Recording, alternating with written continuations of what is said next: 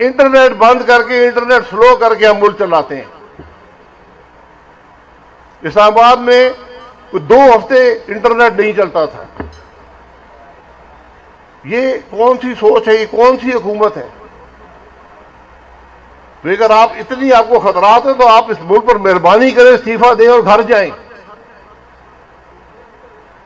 अगर आज इस मुल्क की कौमी असेंबली का स्पीकर ये कहे कि मैं सुप्रीम कोर्ट का ये फैसला नहीं मानता, तो बिल्कुल मैं भी सुप्रीम कोर्ट का फैसला नहीं मानूंगा। फिर क्यों यूसुफ गिलानी साहब घर गए थे? ना जाते। क्यों नवाज शरीफ साहब घर गए थे? ना जाते।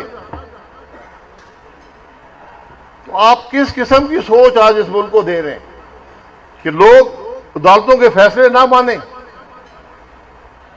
आज हुकूमत कह रही है, कौमी असेंबली का स्पीकर कह रहा है कि मैं नहीं मानता, सुप्रीम कोर्ट के फैसले मैं नहीं मानता हूं। ये बड़ी बदनसीबी है, बड़े खौफनाक बातें हैं जो आज मुल्क में हो रही हैं। तो हम यही बात आपके सामने रखने आए थे कि आज हम सब पर लाजिम है कि कम से कम इस खराबी के बारे में बात तो कर सकें।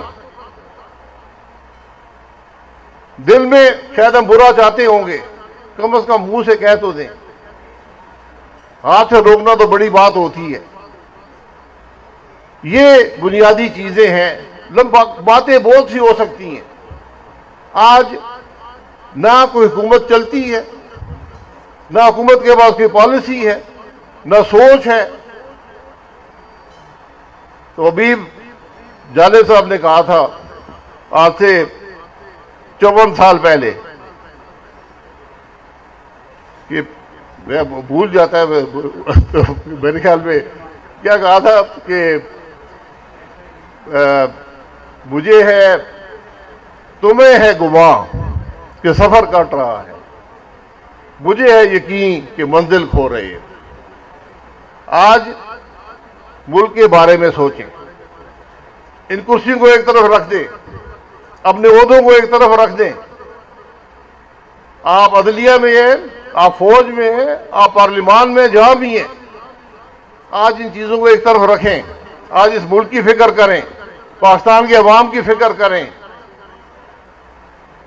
इस मुल्क को बेपनाह इस्लाहात की जरूरत है। ये हर निजाम नाकाम हो गया। आज कोई इस्लाहात की बात हो रही है? कोई आपको फिक्र है? ना पुलिस का निज़ाम चलता है, ना सेहत का निज़ाम चलता है, ना तालीम का निज़ाम चलता है, ना गवर्नेंस का निज़ाम चलता है, ना अदल का निज़ाम चलता है। आप कहाँ जाएंगे? मुल्क कहाँ पर जाएगा? मैं आप सबका बहुत मशकूर हूँ। मैं सदर साहब का बहुत मशकूर हूँ, आपने मौका दिया। ये चीज़ें आज हम सब के सोचने की हैं। ये बात तो कुर्सियों की नहीं है।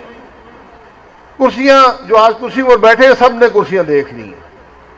आज शायद हम दुनिया का वाहिद मुल्क है जहां हर जमात के पास इक़्तिदार है।